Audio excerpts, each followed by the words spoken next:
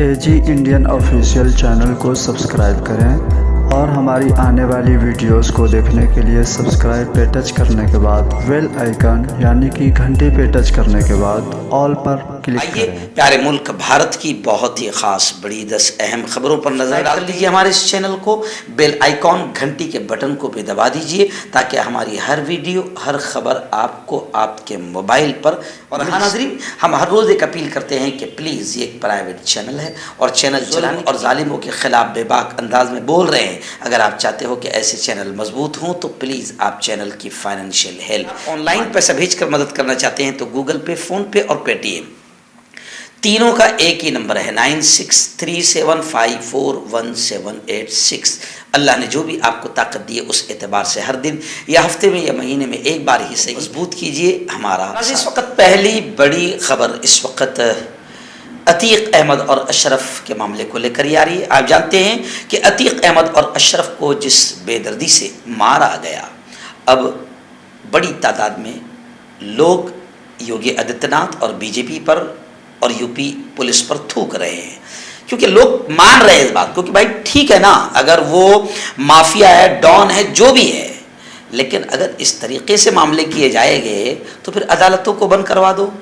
जी हाँ, कोई जजेस की ज़रूरत नहीं है, पुलिस स्टेशन को बंद करवा दो और बस योगी आदित्यनाथ का जो स्टाइल ठोक दो वाला तो ठोकना शुरू कर दो। ये पूरी तरीके से योगी आदित्यनाथ की नाकामी है और उत्तर प्रदेश की पुलिस पर और पूरा हिंदुस्तान थूक रहा है, क्योंकि पुलिस ने जो रवैया इख्तियार किया कि पुलिस ने एक भी गोली इनकाउंटर करने वालों पर नहीं चलाई बल्कि गले लगाते हुए नजर आए। तस्वीरें वायरल हो रही है, बहुत कुछ वायरल हो रहा है।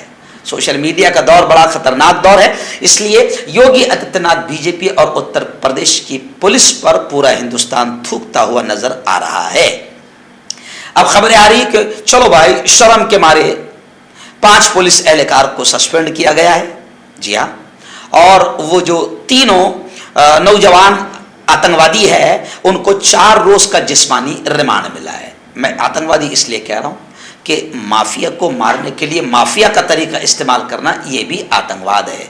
हम ना अतीक अहमद की हिमायत कर सकते हैं, न इन आतंकवादियों की हिमायत कर सकते हैं। इनके लिए कानून और अदालतें हैं। होना यह चाहिए था कि इनके साथ में बाकायदा अजमल कसाब को जब वकील मिलता है तो इनको भी बाकायदा केस चलना चाहिए और इनको फांसी के फंदे में लटकाया जाना चाहिए था। लेकिन जिस तरीके से उत्तर प्रदेश में 183 इनकाउंटर हुए हैं, तो अब मौलाना तौकीर रजा से लेकर हर हिंदू भी ये कह रहा है कि योगी आदित्यनाथ पर भी मुकदमा दर्ज होना चाहिए और पूरी इंक्वायरी होनी चाहिए। क्योंकि जब योगी आदित्यनाथ कहता है मिट्टी में मिला देंगे तो फिर मिला देते हैं, तो जाहिर बात है कि मुकदमा तो इन पर भी होना चाहिए कि तुम्हारा ये कहने के बाद में फिर मिट्टी में मिलाए कैसे जा रहे हैं। चलिए आइए ना दिन, दूसरी बड़ी खबर इस वक्त मेरे निगाहों के सामने आ रही है कि अब हिंदुस्तान दुनिया की सबसे ज्यादा आबादी वाला मुल्क बन चुका है। सदियों से चीन नंबर 1 पर था आबादी के लिहाज से, लेकिन अब हिंदुस्तान ने इसको पीछे छोड़ दिया है। इस साल के शुरू में आलमी माहिरीन ने पेशनगोई की थी कि 2023 में हिंदुस्तान में सबसे ज्यादा आबादी होगी। अब अक़वाम मुत्तहदा के पॉपुलेशन फंड UNFPA के ताज़ा तरीन आदाद शुमार जो सामने आए हैं, आंकड़े और गिनती जो सामने आई है, उसने भी इस बात की तस्दीक कर दी है कि हिंदुस्तान अब दुनिया का सबसे ज़्यादा आबादी वाला मुल्क है। भारत में अब चीन से 20 लाख ज़्यादा लोग हैं और अब इस मुल्क की आबादी 140 करोड़ से ऊपर पहुंच चुकी है। आइए नाज़रीन, महाराष्ट्र के भीड़ से बड़ी अफसोसनाक खबर कल मैंने आपको सुनाया था। एक्चुअल में महाराष्ट्र में भी जब से हमारे यहाँ बीजेपी सरकार बनी है, यहाँ पर भी भगवा आतंकवादियों के हौसले बुलंद हो गए हैं और भीड़ के इमाम, मस्जिद के इमाम साहब का एक नौजवान 15 साल का बेटा, उसे गुज़िश्ता कल एक हिंदू आतंकवादी ने कत्ल कर दिया। खैर, इस मामले में 2 लोगों को गिरफ्तार, एक कातिल को गिरफ्तार किया गया है, 2 लोग फरार है। मकतूल के अहले खाना ने जमीयत उलमा महाराष्ट्र से कानूनी मदद मांगी, जिस पर जमीयत उलमा महाराष्ट्र ने कानूनी इमदाद देने का फैसला किया है। गुज़िश्ता कल नित्तोड़ एक गाँव है बीड़ ज़िले में वहाँ के इमाम हाफिज शेख मुर्तज़ा साहब का एक 15 साल बेटा जिसका नाम गुलाम मोहम्मद मुर्दा हालत में एक दरख्त से लटका हुआ पाया गया था। इल्ज़ाम है कि गांव के ही एक शख्स कैलाश उर्फ पिंटू डा के बच्चे डा से उसके पुराने कोई मामला झगड़ा था। इसी बात को लेकर उसने सुबह में लड़के को मारकर एक दरख्त से लड़का दिया। खैर अभी फ़िलहाल कातिल को गिरफ्तार किया गया है, लेकिन 2 लोग फरार हैं। आपको बताऊं कि इस मामले को यानी ये जो इमाम मस्जिद के बेटे का जो कत्ल किया गया है, इनको कानूनी इमदाद अल्हम्दुलिल्लाह हमारी जमीयत उलमा महाराष्ट्र दे रही है। बीड़ के हमारे सदर हाफिज़ मोहम्मद जाकिर सिद्दीकी साहब को इस बात की इत्तला दी गई। उन्होंने एसपी ठाकुर साहब से बजरिए फ़ोन पर रब्ता किया और मुल्ज़िमान के खिलाफ सख्त से सख्त कार्रवाई का मुतालबा किया और बाकायदा हमारे लीगल सेल के जिम्मेदार अलहाज गुलजार आज़मी ने कहा है कि इस मुश्किल घड़ी में जमीयत उलमा मजलूमीन के साथ खड़ी है। इसलिए मैं कहता हूँ आप तमाम लोगों से कि अपना ज़कात, सदका, खैरात जो भी आप फंड देना चाहते हैं जमीयत उलमा में ज़रूर दें। मैं खुद 15 साल से जमीयत उलमा का जिम्मेदार हूँ और फिर आपसे कहता हूँ कि ज़कात देना जितना ज़रूरी है उससे ज़्यादा उसको सही जगह पहुँचाना ज़रूरी है। तो आप अगर जमीयत उलमा के फ़ंड में ज़कात देना चाहते हैं, आप मेरा चैनल देखते हैं, मेरी खबर आप तक के पहुँच रही है, तो आप मेरे नंबर पर मुझसे कांटेक्ट कीजिए। अगर आप जमीयत उलमा में ज़कात देना चाहते हैं तो मैं आपकी रहबरी करूँगा। अगले दिन रियासत उत्तर प्रदेश की एक और बड़ी खबर आ रही है। जी हाँ, मुख्तार अंसारी, इनकी बीवी भी अब वांटेड में आ गई है। 50,000 का इनाम इनके सर पर रखा गया है। कई बार MLA रह चुके मुख्तार अंसारी की बीवी इफ्शा भी पुलिस के रडार पर है। गाजीपुर पुलिस ने जिला में अवार्ड याफ्ता करार दिए गए 12 मुजरिमों की फहरिस्त जारी की है। इसमें मुख्तार अंसारी की अहलिया इफ्शा अंसारी का नाम भी शामिल है।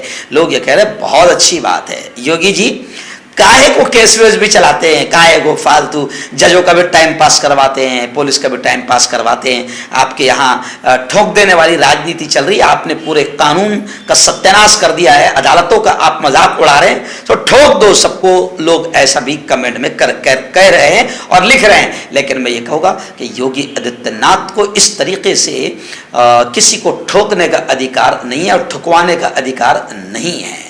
उत्तर प्रदेश में जो कुछ भी हो रहा है, ये जैसे मायावती दीदी ने कहा है कि उत्तर प्रदेश इनकाउंटर स्टेट बन चुकी है, ये शर्म की बात है बीजेपी के लिए भी और मोदी सरकार के लिए भी और योगी आदित्यनाथ के लिए भी। बल्कि लोग तो ये भी कह रहे हैं कि तौक़ीर रज़ा साहब और कई लोगों ने कहा है कि अगर योगी आदित्यनाथ से उत्तर प्रदेश नहीं संभल रहा है तो शर्म उनको आनी चाहिए और उन्होंने इस्तीफा दे देना चाहिए। और कुछ लोग ये भी कह रहे हैं कि इन तमाम मामलों में योगी आदित्यनाथ पर भी मुकदमा दर्ज होना। बड़ी खबर आ रही है। जी हाँ, मोदी जी के चहीते लाडले अडानी, बीजेपी के बड़े फाइनेंसर अडानी, जी हाँ, अडानी को हर तरह से बचाने की कोशिश की जा रही है। लेकिन कांग्रेस और राहुल गांधी ने अडानी का जो मुद्दा पकड़ के रखा है, कांग्रेस उसको छोड़ने को तैयार नहीं है। हालांकि बीजेपी भी बेशर्मी के साथ अडानी को गिरफ्तार होने ही नहीं दे रही है क्योंकि हड्डर चल रही है। जी हाँ, मुल्क को लूटा जा रहा है, सत्यानाश किया जा रहा है। कांग्रेस ने नया इंकिशाफ किया और कांग्रेस ने कहा है कि अडानी जी के समधी 7,000 करोड़ का चूना लगाकर मुल्क से भाग चुके हैं। बिजनेसमैन गौतम अडानी के साथ रिश्तों को लेकर कांग्रेस लगातार मोदी हुकूमत पर और मोदी पर हमला कर रही है। गुज़िश्ता कल कांग्रेस की तर्जुमान सुप्रिया ने नए इंकिशाफात के साथ हुकूमत पर हमला किया और सवालात की झड़ी लगा दी। और सुप्रिया जी ने कहा कि सुनो जी, अडानी के समधी जतन मेहता भगोड़े हैं और वो मुल्क को 7,000 करोड़ का चूना लगाकर भाग चुके हैं। अंधभक्तों, गोबर भक्तों, बहुत बुरा हाल मुल्क का हो चुका है। मुल्क की नैया डूब चुकी है। समझ जाओ, सुधर जाओ। और अडानी जी को बचाने के लिए और ऐसे कई लोगों को बचाने के लिए हिंदू मुस्लिम दंगे फसादात करवाए जा रहे हैं और अपनी रखेल मीडिया के ज़रिए से फिर अतीक अहमद जैसे मुद्दों में उलझाया जा रहा है और वो जो पुलवामा वाला मसला है उसको भी दबाया जा रहा है। चलिए आइए, 2024 करीब आ रहा है। मैं तो बार बार कह रहा हूँ कि 2024 करीब आ रहा है। बीजेपी जितने मुद्दे ऐसे हैं जिससे मुसलमानों को परेशान करके हिंदुत्व भगवा आतंकी टोले को खुश किया जा सके और 2024 का इलेक्शन जीता जा सके, उसकी सारी जितनी भी घटिया हरकतें हैं हर जगह बीजेपी कर रही है। ये मध्य प्रदेश से खबर आ रही है। मध्य प्रदेश में भी अब दीनी मदरसों पर खतरे की तलवार लटका रही है। बुनियाद परस्ती, जुनूनियत और आतंकवाद की आड़ में कार्रवाई करने का वजीर आला शिवराज सिंह ने भी मंसूबा बना लिया है। कांग्रेस और मुस्लिम तंजीमें इस पर गुस्से का इजहार कर रही है। वज़ीर आला शिवराज सिंह चौहान ने बुध को अमनो अमान की सूरत हाल का जायजा लेते हुए ये बात कही। मध्य प्रदेश के वज़ीर आला ने कहा कि गैर कानूनी मदारिस और मध्य प्रदेश के उन इदारों का जायजा लिया जाएगा जहां मुबैना तौर पर तासुब का सबक पढ़ाया जा रहा है। तो वज़ीर आला शिवराज सिंह जी, कहीं पर तासुब का सबक पढ़ाया नहीं जा रहा है। आपके टोले में आप देखो, शायद आपको तासुब का और दुश्मनियों का सबक पढ़ाने वाले आप ही के आसपास नजर आ जाएंगे, आपकी ही पार्टी में नजर आ जाएंगे। किसी मदरसे में तासुब और दुश्मनी का सबक नहीं पढ़ाया जा रहा। सीधा सीधा कहो कि तुम्हारे पास में इलेक्शन लड़ने का कोई मुद्दा नहीं है, बस तुमने ठान लिया है कि मुसलमानों के मदरसों मस्जिदों और मुसलमानों को नुकसान पहुंचाओ। भगवा टोला खुश होगा और 2024 का इलेक्शन जीतने में आसानी होगी। लेकिन शिवराज सिंह जी और भाजपाइयों, समझ लो मुल्क तबाही की तरफ जा रहा है और मुल्क तबाह होगा तो तुम भी नहीं बचेंगे।